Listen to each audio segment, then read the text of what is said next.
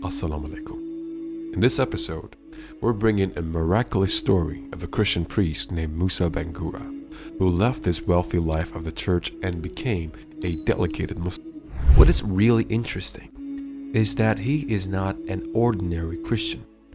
Both his father and brother are pastors in the church, and his entire family have been dedicated themselves to the service of the church. So Musa Bangura, formerly called Mark Moses Bangura, is from Sierra Leone and had his family root deeply embedded in Christianity. Due to Moses' bright and intelligent personality from young age, he was sent to a church school and a school for training priests, and he came out in flying colors. However, instead of assigning him to a church immediately after he graduated, the church officials sent him to Nigeria to attend an evangelist church.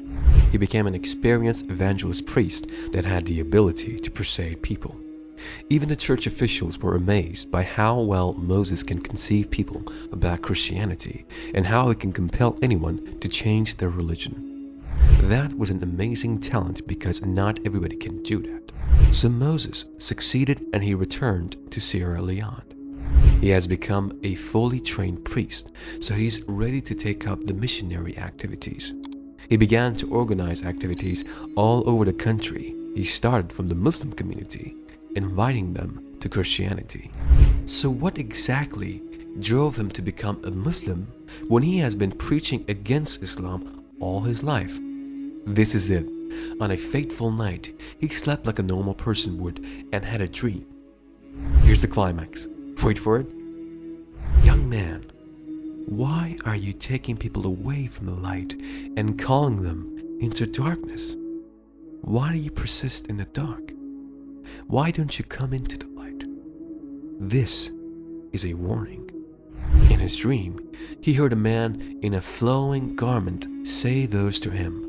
He was baffled and didn't tell anyone when he woke up the next day. After that, I had a dream.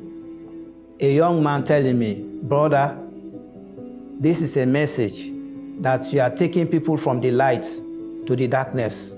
Stop doing this. Then now, come into the light.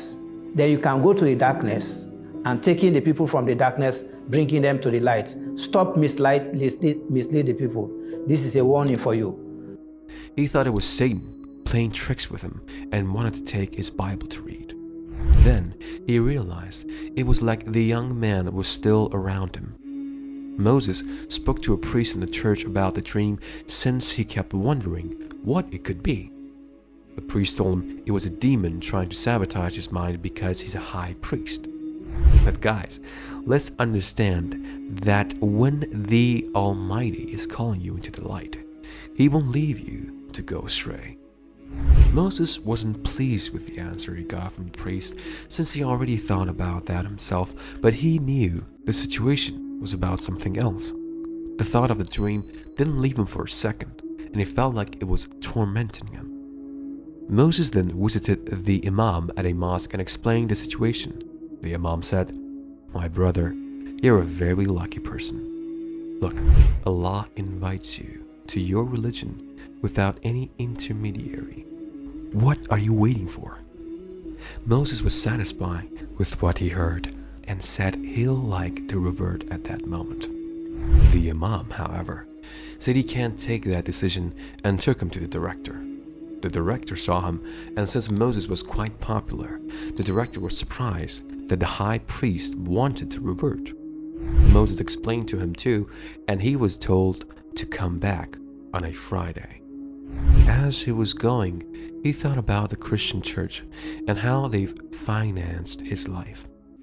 He thought about the properties that were bestowed to him by Christians and were like, he won't revert. He was like, why will I leave Christianity that had everything and come to Islam that has nothing? And this was one of his struggles on the path of becoming a Muslim.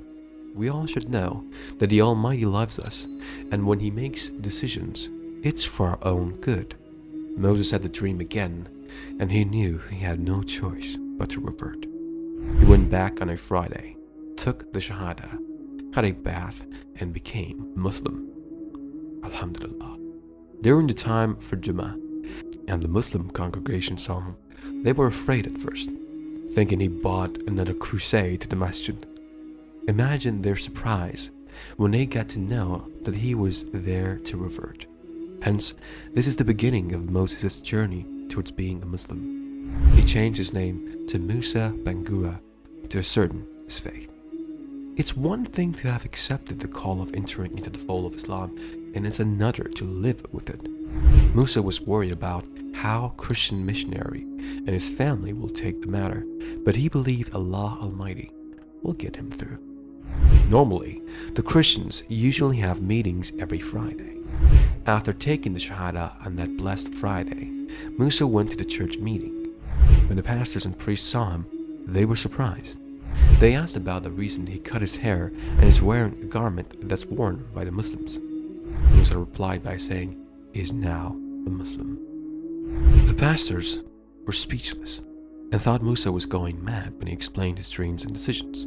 They later commanded one of them, a pastor, to stay with Musa and see if he's truly a Muslim and isn't going mad. The pastor followed him home while counseling and telling him to go back to Christianity. The pastor told Christian missionaries what happened, and the church made a decision. They took all of Musa's properties without allowing him to pack a single thing. He was left with nothing and had to hide with a Muslim friend. He wasn't allowed any contact with his relatives, although he got to see his sister, who told him not to go home. Musa was able to contact his wife and explained his predicament. Moreover, his wife's family are Christians, so all his pleading fell on deaf ears. They got divorced, and he was left with no one. Likewise, he can't stay in hiding forever, which was the reason the Muslim community wrote a letter to the church council telling him they'd be held responsible if something bad happened to Musa. Furthermore, the period of hiding helped Musa improve rapidly in his Islamic education, and he proceeded to start calling people towards Islam. He began his dawah activities back as a Muslim and helped many people become Muslims.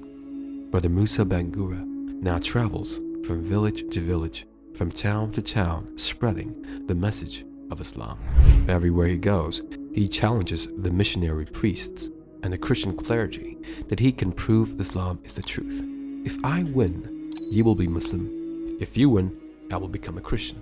These debates have helped over 650 priests and many of their congregations toward Islam. Yes, well, now it's more than 600 pastors. Now it's more than. And alhamdulillah, even some of my pastors, that the other pastors converts, I sent some to Liberia to work now because Liberia is a Christian-dominated country. And I sent some to the different cities in Sierra Leone, those who are former pastors. I trained them just like what I'm doing. Now we are all over. I can boast of having more than 1,000 pastors now into Islam, which are doing the same work. Though we are struggling, we are suffering, but we are doing this because we are running the hereafter, not this world. His fame spread quickly, so much so that they no longer dare to confront him. Alhamdulillah. May Allah increase his reward and elevate his rank in both worlds. Assalamu alaikum.